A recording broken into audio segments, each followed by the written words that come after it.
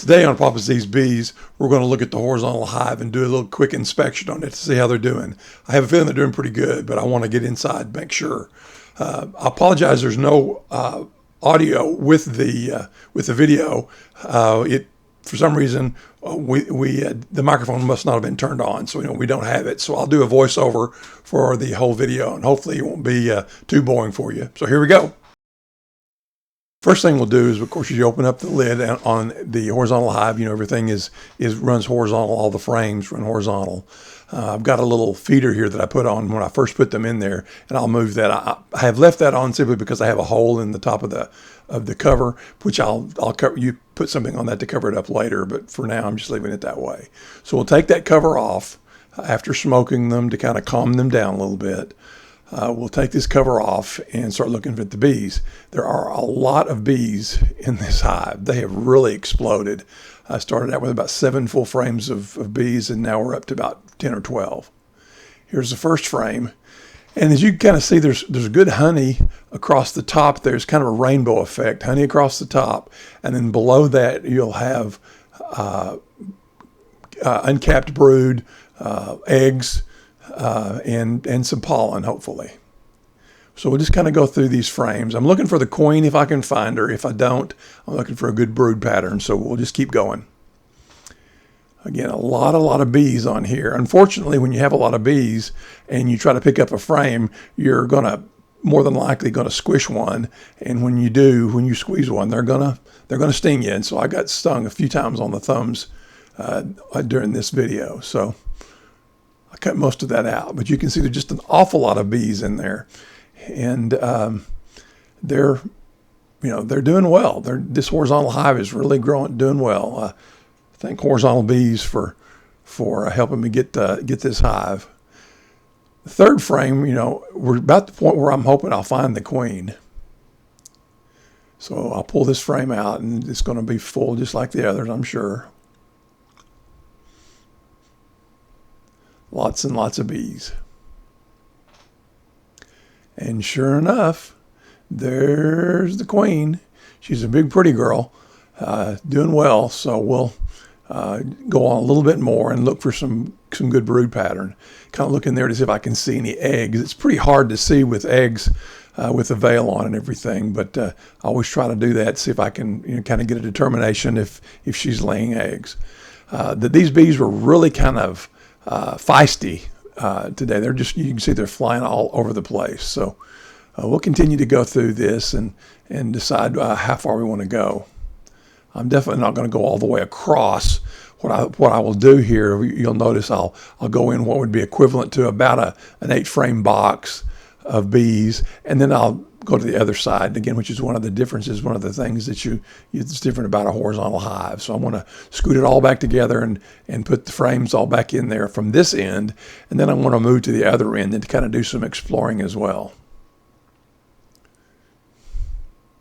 Those frame racks are really nice things. If you don't have one and you're a beekeeper, it's nice to get one. This horizontal hive, one of the things that Ricky did was add a little spot there on the end to hang that frame rack, which really makes it nice.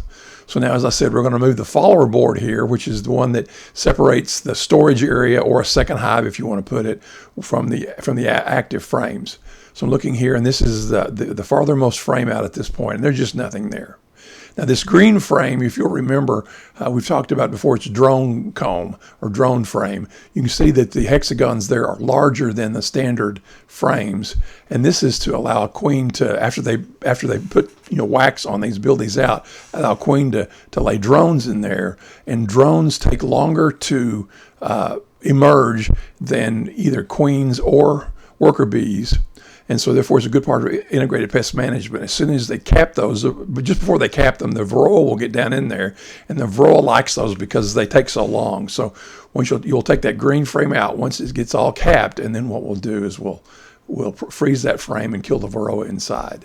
So while I'm at it in here, since they're really doing so well, I'm going to go ahead and add some more frames. I've got to add about 2 or 3 more frames from this storage area, and I like to keep the leftmost from this vantage point for storage. I keep some sugar water in there in case I need it, as well as additional frames. So I want to add, actually total today, about 3 or 4 frames, and we'll then we'll start to close her down and get out of it. So here we're kind of cleaning things up.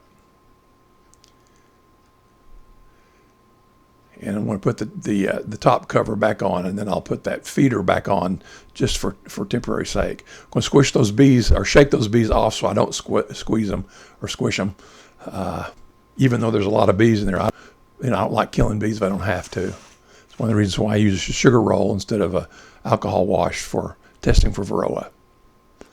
Bees come up through that hole, so I'm going to go ahead and smoke them down just a little bit. And now, as I move this cover back over, I notice there's a lot of bees in there. In fact, I noticed there were a lot of bees in there when I first opened it up. So what I'm going to do is look at this cover, and I think I've got it upside down because one side of these covers normally have a really narrow top piece on it. As you can see me measure with my fingers there, that's too small for bees to get through, and the other side has bee space size, which is 3/8 of an inch or less. And so the bees won't crawl up over. So because there are some bees in there, I decided just at this point just to leave it open and let those bees get out. I tried smoking them. Of course, that's kind of a stupid thing to do because that's going to drive them down. What I want to do is drive them up and let them come up. So we're going to just leave it the way it is right now for a little while. And then I'll come back later and close it out and put everything, all the stuff inside of it. So we'll be ready to let it work for next time.